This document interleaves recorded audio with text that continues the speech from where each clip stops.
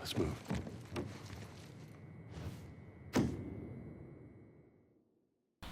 Hey guys, hope you're all doing well. How about Zelenski's fucking 2 disastrous interviews?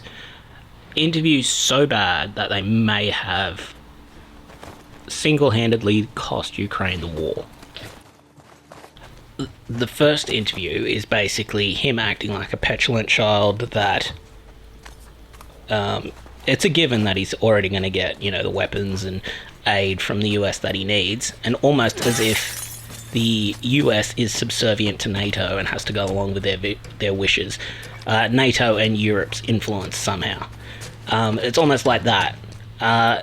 That's just an incorrect assumption, and it's very disrespectful to do directly to the president's face, especially when you're asking him a favour, which is the continued Pyrrhic war that is Russia versus Ukraine. Like, no side's coming out of that war good.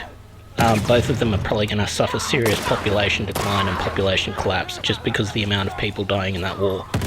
It was a disaster. And then after that, both Trump and Vance, you know, fucking chided him basically, like humiliated him in front of every fucking body. And as if that weren't enough, he then, in his second interview, went on with essentially hostile Democrat-controlled media and basically was trying as hard as possible not to answer every single stilted Democrat question in a way so as not to condemn Trump. Like, it's just incredibly stupid to do that.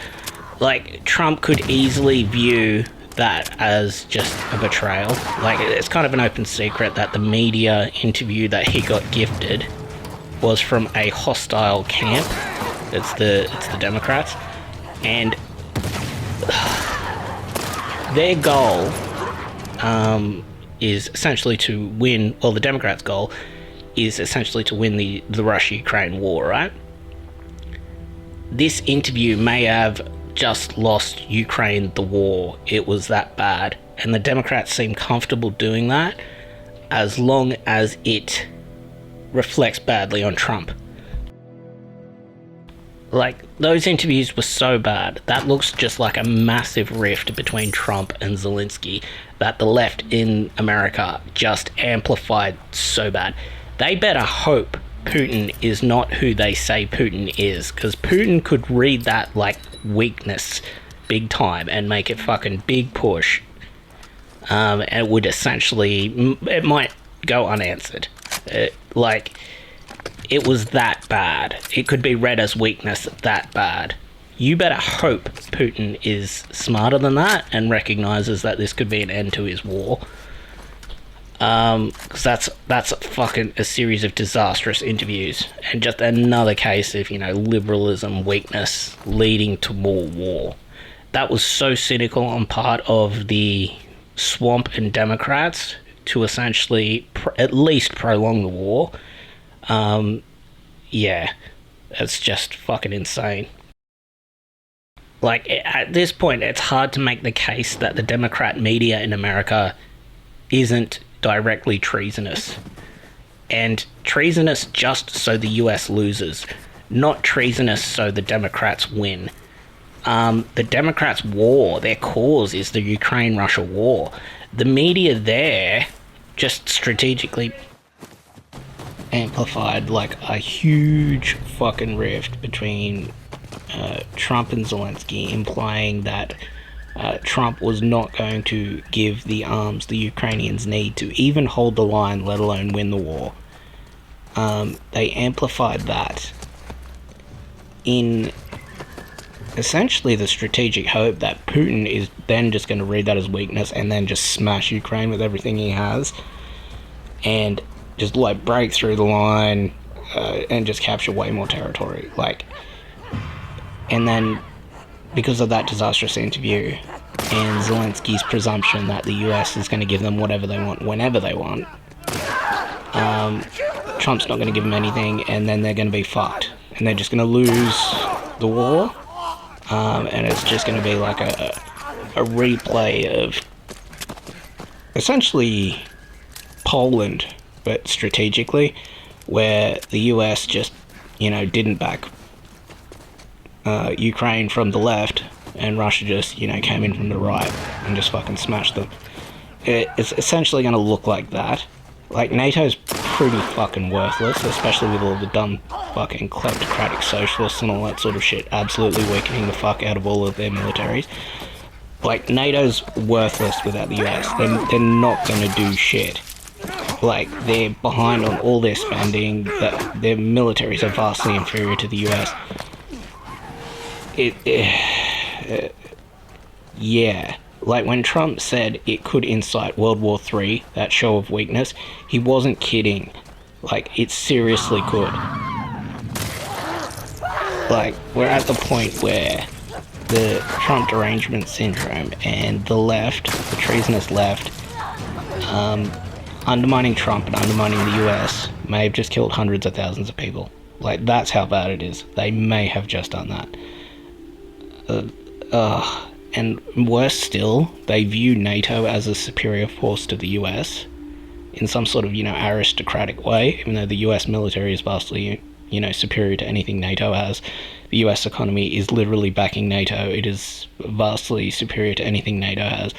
Like, all these effeminate, aristocratic, kleptocratic socialists that are running Europe into the ground right now with fucking mass immigration, deliberately importing Islamic jihad in an attempt to divide their population and keep the population fighting amongst themselves so they can, kleptocratically steal more money through taxes and stuff. What's NATO gonna do? Like, for NATO to recover it all, like, they better hope that Putin doesn't, form an alliance with the jihadis. Because if Putin and, China form some sort of alliance with jihadis, it's obviously a harder case to make for China, given the whole, Uyghur genocide and all that sort of thing. If they do actually form an alliance with the jihadis have already mass infiltrated the US. Like, that's a fucking disaster. At that point, you've got, in Australia's case, another 26,000 Afghanis? Like, already infiltrated in Australia. In order to put that down, that's just going to be masses of money, masses of manpower, like behind the line, in terms of the West. They could do terrorist attacks funded, through Russia, etc. And they could just continually do that on and on and on, just to undermine the West. Like, and that retarded liberal self-destructive force is even worse than in Europe. Europe is the guts of NATO. what the fuck is NATO gonna do? Like, they can't even run an economy at the moment. Like, all of them are running their economies into the ground kleptocratically and authoritarianly. Like, what are they gonna... They're not gonna be able to, you know, mobilize any sort of meaningful military to oppose Putin. Like, it's absolutely stupid. At best, they might be able to hold the line at the edge of Ukraine. And that's if they pull their finger out now, deport all the Islamists and jihadis and all that sort of thing from their countries, and stop, you know, over-regulating, over-taxing, stop the suicidal green energy push that's, you know, driving up their cost of living and everything like that. Get their debt under control, get their spending under control. All that, which they're not going to do, because they're all, you know, retarded, aristocratic, kleptocratic, socialist leftists. Like, they're all pushing, you know, shit policies. Like, yeah, it's Europe's rotting from within, and at least Putin, even if it is in an authoritarian way, has united his country and has, you know, seized part of the land he's invaded. Most of them speak Russian, and most of them, you know, kind of want Putin's rule over them. They don't want Zelenski, because they've used Zelenski as like a European puppet. It's hard to really argue that he's not a European puppet. Like, it's just a complete fucking nightmare. And the left have just made that problem so much worse. That show of weakness, Putin... Like, Putin has nukes. His country's pretty much safeguarded from invasion by NATO or anything like that. They may talk a big game, but they can't actually invade because he's got the threat of nuclear weapon retaliation, right? Without the US backing NATO, and Trump, you know, very likely may pull out of NATO. He's already pulled out of the WHO and that sort of thing. They have no grounds. Like, most of those countries aren't nuclear powers, don't have nuclear weapons. At least they don't have the massive stockpile the US has. The US can just pull out and be comfortable and grow in a manner similar to where was it? I'm pretty sure it was Italy, when they just you know, did their best to avoid war, and they grew their economy massively, while all the other countries, you know, just went into the black hole of war and, you know, just drained all their money and treasure down the toilet. It's stupid. And like the whole socialist post-Soviet idea that they're fighting against Stalin expansionism, the ideology of Stalinism, the centralized totalitarian, you know, socialist communism and that sort of thing, that's already infiltrated Europe and its leaders. Europe's leaders are that. Like, what? Is it just going to be like Stalinism on both sides? Like post-Soviet Russia versus, you know, sort of post-Soviet communist infiltrated Europe? Like, that's the grounds of the war at the moment. Like, there's no good guys here. Like, Europe's fucking trash. Europe's basically condemned its, like, you know, own populations to be, you know, terrorist attacked weekly. They're not the good guys. They're not even, you know, competent or strong enough to probably stand up against Putin and his nuclear arsenal if he decides to start using battlefield nukes. They better hope the US backs them. Like, the balance of power here isn't NATO above the US, it's US above NATO. And let's be real for a moment. The UN, NATO, that whole thing, they have failed across the board. They didn't protect the ethnic cleansings in Bosnia. They didn't stop the cleansing of the Uyghurs in China. They haven't stopped any of the massacres or anything in Africa. They were even embroiled in a fucking, I believe it was UN forces, were embroiled in a scandal where they were getting a bunch of military personnel from these, you know, shitty fucking African countries, and a bunch of the UN personnel were doing the raping, just because they were, you know, using soldiers from these nations, and I guess they didn't realise rape was bad. Like, the UN, NATO, they're fucking worthless when means anything. And now it's like the existential threat of Russia. We're supposed to believe that they're going to be able to do anything? Like, no. It's looking more and more to be like that. NATO and the UN and Europe are just going to collapse inwardly. Not even from war with Putin, but from the threat of war with Putin. Like, they're all behind because of all their, you know, socialist kleptocracy. They're all behind on their defense spending. Like, they're not going to be able to mount a serious war effort, I don't think. Especially not without the US backing. Like, the US has put all the backbone, all the money into whatever forces NATO has at the moment. If the US just, you know, pulls out, first of all, Ukraine's fucked. They're just gonna, you know, get steamrolled by Russia attritionally. Gonna get ground down until they're nothing. Then Russia's gonna seize all the rare earth minerals. And then probably be in a position to negotiate with Trump. At which point Europe is... they're not going to be able to do anything economically or militarily to oppose that. They won't be able to re-invade Ukraine and try to reinstall any sort of puppet state there. They simply won't have the money, the money for that, or the military for that. Absolute fucking leftist disaster. Absolute liberal nightmare created.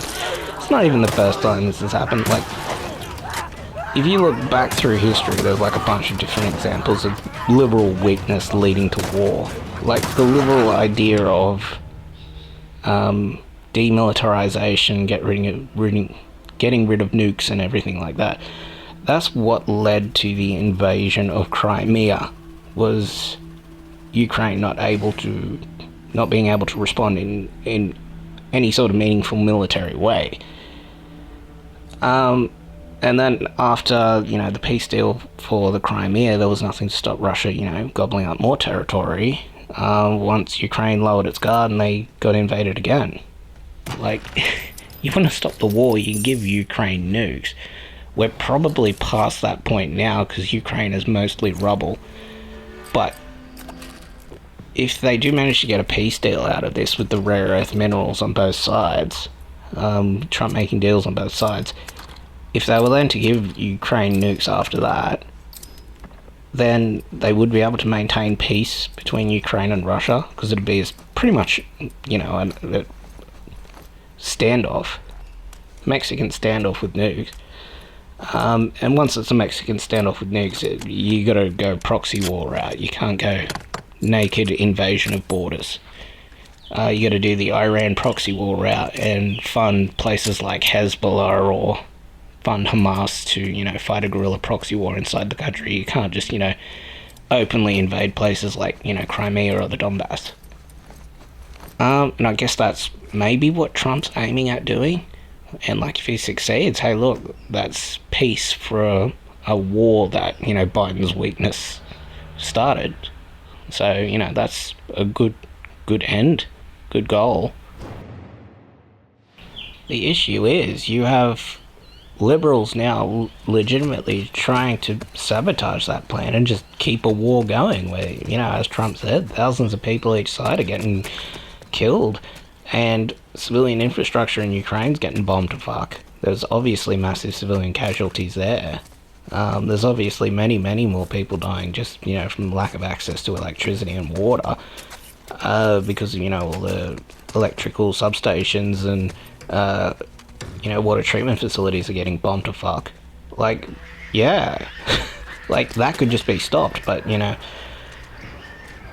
anything to tar and feather Trump as, you know, somehow a weak leader, even though if his plan succeeds, he's literally going to create peace in the Middle East and peace in, you know, the Russia-Ukraine war. Like, that's his goal. He may fucking succeed anyway, even with the, you know, liberals undermining him in his own country treasonously. And quite frankly, this is their war anyway. This is a liberal war. People on the right really don't give a fuck about Russia or Ukraine. It's across an ocean. And, you know, they fucking hate socialist Europe.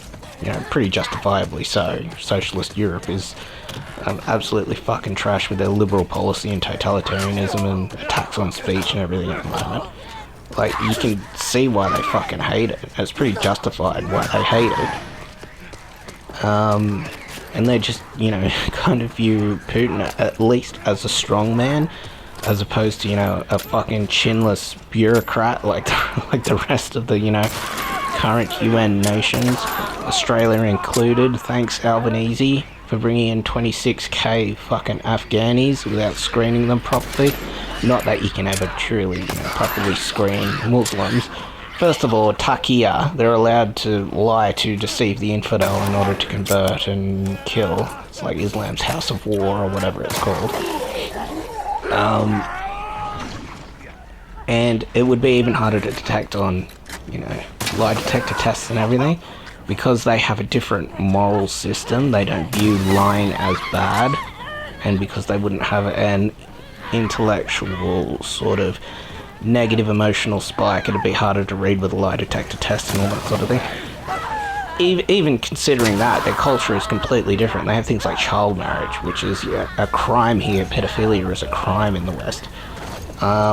And, you know, the support for terrorism, support for Hamas, the whole lot of that. Like, it's a fucking nightmare. And Albanese's like, oh, yes, please, we'll take 26,000 of them, thanks. Fucking awful idea. This in the wake of the nurse scandal where they said they're going to kill Israeli patients and Jewish patients, and this in the wake of, like, all the terrorist attacks in Europe. This in the wake of the October 7 attack, where they just, you know, ruthlessly massacred a bunch of civilians and took a bunch of civilian hostages. Of those hostages, they took the Bibas family, and of the Bibas family, they killed the wife and they strangled the 2 children and then mutilated their bodies to make it try to look like they died in a bombing. And Albanese's like, yeah, we'll take 26k of them, thanks. Fucking what? No Muslim ban? Deport the ones that are here that support Hamas? Make it abundantly clear that we don't want this shit in Australia? What the fuck are you doing, Albanese? You fucking retard. Like, if even a single one of this, you know, 26,500 Afghani Muslims, if even a single one of them goes on a stabbing spree and kills like 5 people, the Albanese government should be considered complicit in that crime. It is predictable that that could happen. Like, Afghanistan, first of all, to mention nothing about, you know, the pedophilia and the culture, the horrible culture that they've got, the domestic violence, which is a leftist cause in Australia. They've got a minister for domestic violence and all that sort of thing in Australia. Forgetting all of that, you're going to import them? Like, you should be considered complicit in a crime if they do a mass attack. If they do a mass car ramming attack where they run it into a fucking parade and then, you know, get out and start stabbing, Albanese should be, you know, charged as an accessory to that crime, quite frankly. Importing that number of Muslims, and even when you do, you know, try to screen them, you cannot screen them properly. The one that done the parade attack, I think it was in America, the one that done that parade attack was screened. He got through fine. I can't imagine Australia's screening of, you know, jihadis is going to be any better than the fucking American one. We have a government literally putting us at risk of terrorist attacks right now through their fucking weak liberal policy. They have said, Muslims, yes please. Jihadis, possibly, yes please. Afghanistan is a post-American war radical Muslim nation. It's the same as bringing Gazans here. Gazans have tried to, like, take over every country that's taken them in, like Syria, Egypt, all that sort of thing. They've tried to organise coups in all of them. It's going to be no different with Afghanis, possibly even worse, because I believe the child marriage rate in Afghanistan's even worse, meaning they've got even more of an ideological commitment to war and that sort of deal. But it's a complete fucking nightmare. Liberal weakness. Complete liberal weakness leading to horrible war. Ugh. And they blame the right for being war hawks. Fucking insane. Anyway, thanks for watching.